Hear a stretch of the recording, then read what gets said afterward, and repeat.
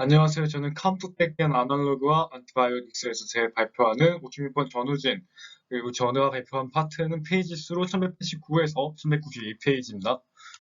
자, 인덱스가 어떻게 되냐면요. 제가 컴퓨텍 앤 아날로그는 투포티칸, 이리노티칸 하고요. 안티바이오틱스는 백티노마이신, 아이다루비신, 다노루비신, 독소루비신 이렇게 3개 하고 있습니다. 자, 그러면은 컴퓨텍 앤 아날로그부터 출발하겠습니다.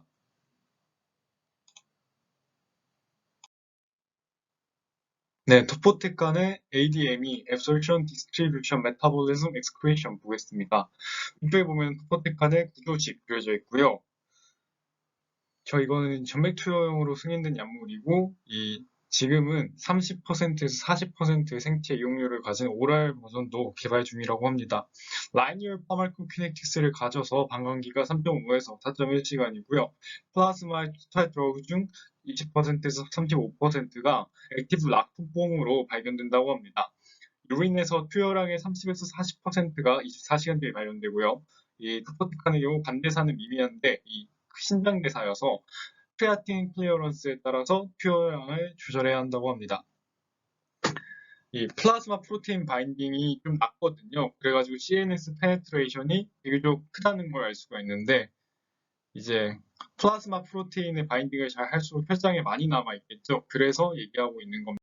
네, 토퍼텍파는 저희 오바리안 캔서랑 스몰셀 렁 캔서의 적응증을 가지고요.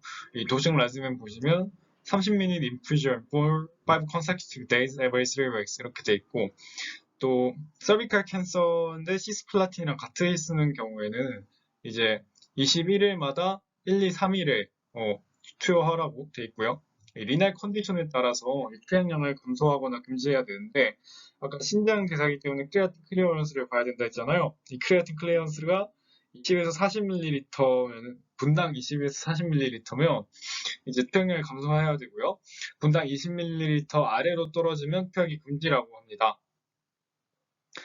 이 헤파틱 디스펑션 같은 경우는 토포티칸의 사용에 영향을 미치지 못하고 사용할 때 제 혈구 수치 베이스라인을 한번 보시면 뉴트로필은 1mm 세제곱미터당 1500개 이상의 세포가 많다거나 플라트렛은 10만 개 더 많다 이렇게 부작용 한번 볼게요. 아까 저희가 베이스라인 혈구 개수를 봤는데 그거에 따라서 이게 호중성 백혈구 감소증과 혈소판 감소증이 나타날 수 있기 때문에 두 개 개수를 좀 봐야 되고요. 이 간에 악성이 있는 경우 같은 경우는 GI 사이드 이펙트인데 뮤코사이티스나 다이오리아 같은 게 투여를 제한할 수가 있는 요인이 될 수 있습니다. 그리고 다른 독성을 보면 나우시아, 보미팅, elevated liver transaminase, fever, fatigue, and rest 이렇게 간단한 것들 존재합니다. 이번 페이지에서는 이리노테칸이랑 에센서리 8 이렇게 두 개 나와 있는데요. 이거는 리버의 카르보스 에스터레이즈에 의해서 이 대사가 되고요. 이 SN38의 AUC를 이리노테칸과 비교해보면 SN38개 AUC, 이리노테칸에 비해서 4%밖에 안 된다고 해요. 이게 무슨 뜻이냐? 이리노테칸의 극일부만 SN38, 즉 액티브 폼으로 전환된다는 것이죠. 그리고 SN38과 이리노테칸 모두 락톤 폼으로 우리 몸에서 발견된다고 하고요. 이 SN38의 방광기는 11.5시간입니다. 토포테칸보다 4배 더 높은 것을 볼 수 있습니다. 이 이리노테칸과 SN38은 헤파틱 메타볼리즘을 주로 한다고 했고요. 이 CI 사이토크롬 P3A가 여기에서 중요한 요소라고 합니다. 이 바이팔페리딘 사이드 체인에 이제 리액션을 해가지고 옥시데이티브 메타볼라이트가 이제 플라즈마에 나오고요. 이 브라인 캔서 같은 경우 안티시저 드러그를 쓰는데 이제 이 사람은 헤파티스 사이토크롬 P가 이미 유도가 돼 있잖아요. 그래서 이리노테칸의 토탈 바디 클리어런스가 2배 더 높았다는 거죠. 그러면은 더 많이 증량해서 투여해야 된다는 얘기입니다.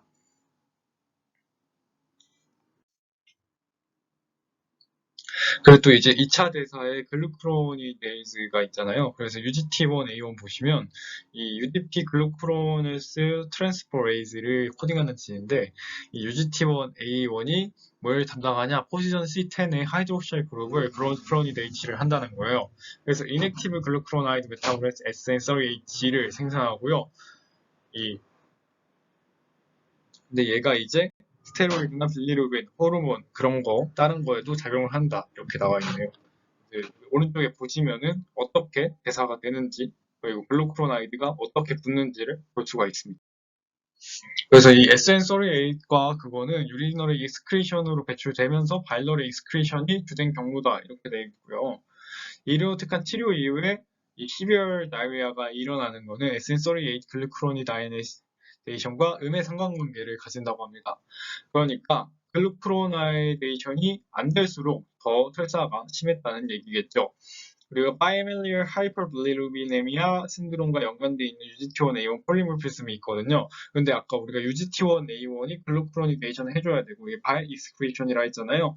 그래가지고 이리오틱한 치료적 사용에 중요한 의의를 가집니다. 근데 아까는 설사만 얘기했는데 지금 베이스라인 세럼 언컨주게이트 빌리루빈 컨센트레이션과 뉴트로페니아가 심각한 정도 그리고 AUC 오브 이린텍한 SN38 사이에서 그 양적 상관관계를 보였다고 하고요. 힐버트 신드롬을 가진 암환자에게서 시비어 이론틱한 톡시시티가 관찰돼요. 이게 아마 SN38 글루크로니데이션이 감소했기 때문에 그런 걸로 확인되고요. 이 인테스티널 루멘의 박테리얼 글루크로니데이즈의 존재가 이리오틱한의 GI 독성을 야기할 수 있습니다.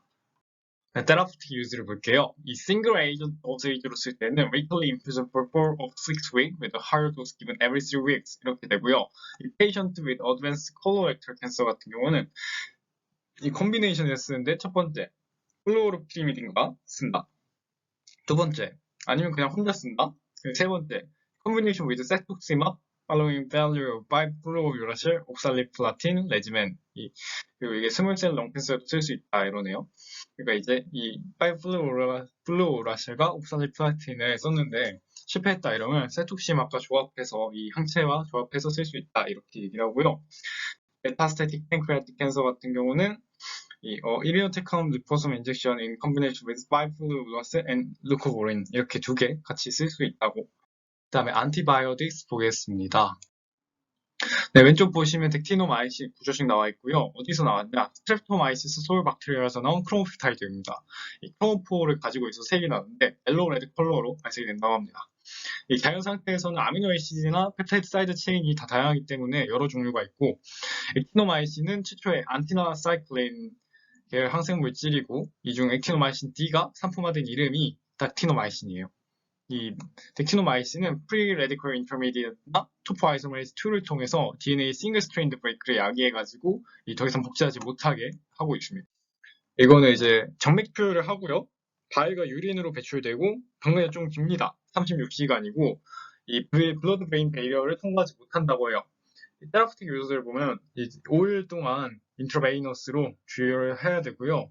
이 킬로그램당 10에서 15 마이크로그램 줘야 되고 이 2에서 4주의 간격으로 줘야 됩니다. 이 독성이 좀 강한가 봐요. 이 적응증이 여러 암에 되는데 라토마이오사이코마, 윌름스 튜머, in children, in combination with primary surgery, radiotherapy, other drugs, 에윙이나 카푸시 6종, and 소프트 티슈 사이코마, 즉 사코마에 많이 쓴다고 나와 있고요.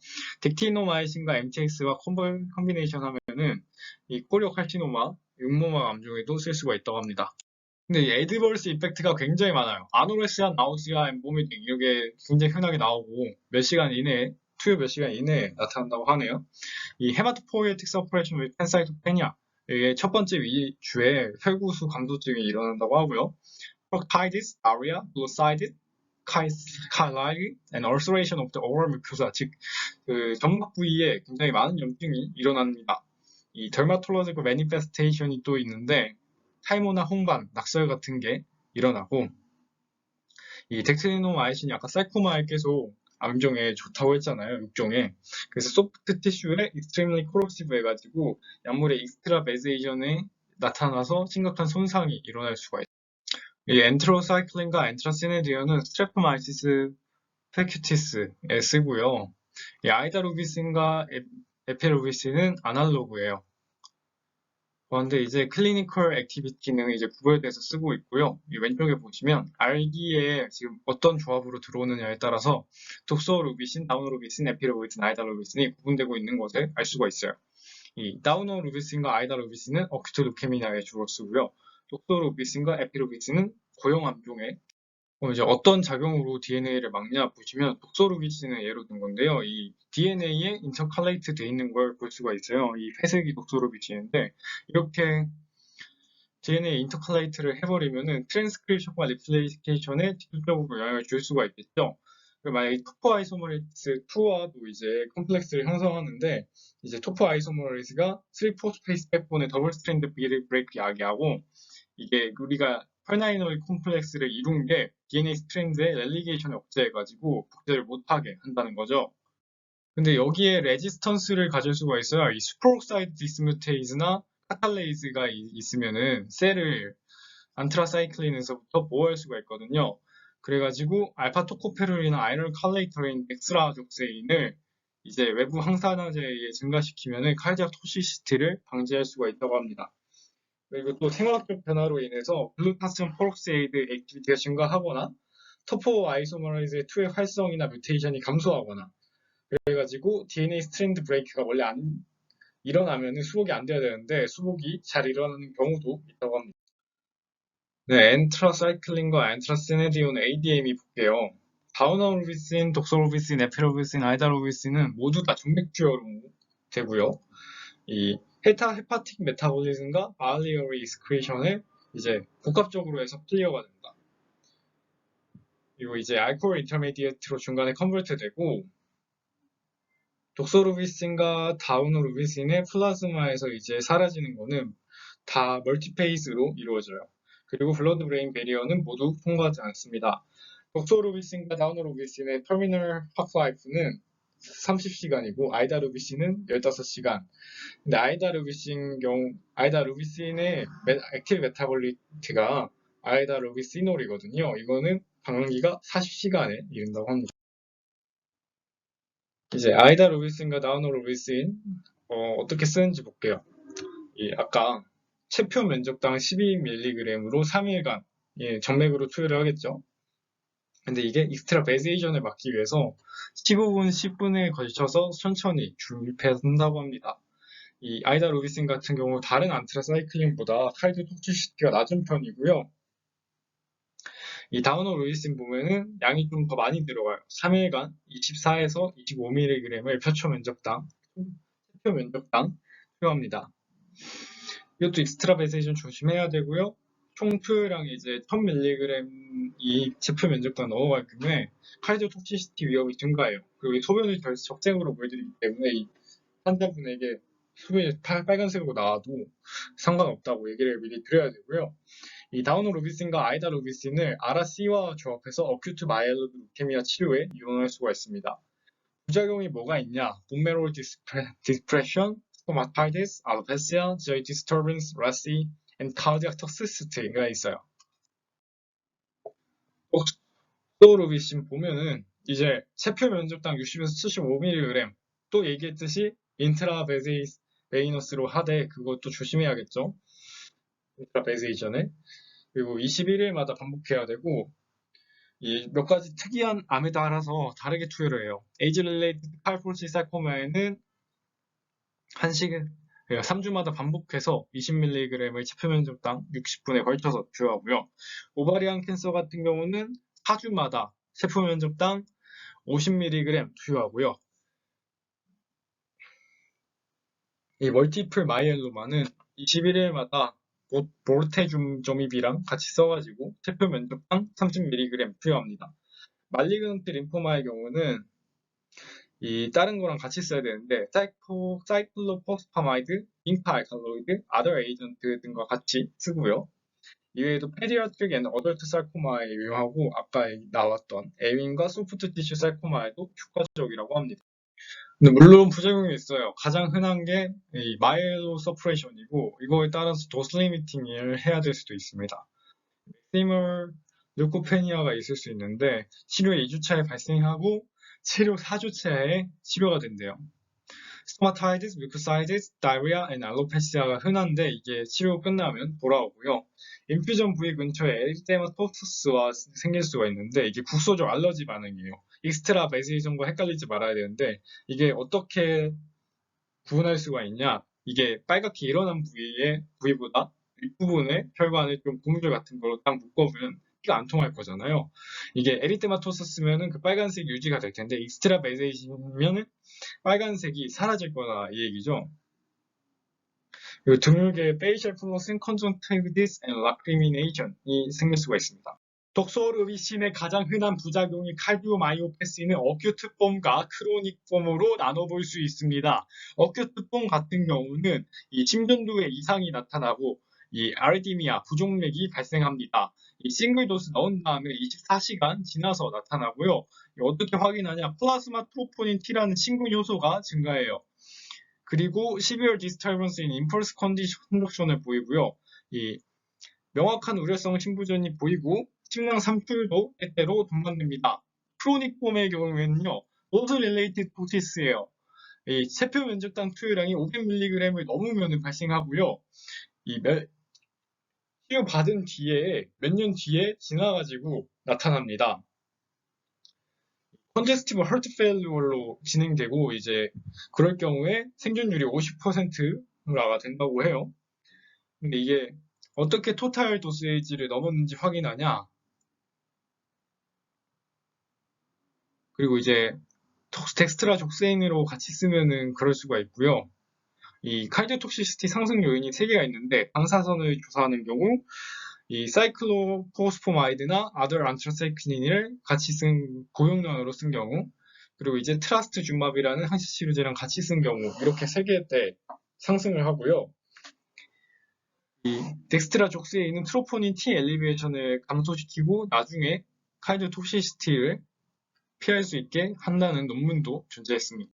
네, 여기는 제가 찾은 리퍼런스를 정리했고요. 지금까지 제 발표 들어주셔서 감사합니다.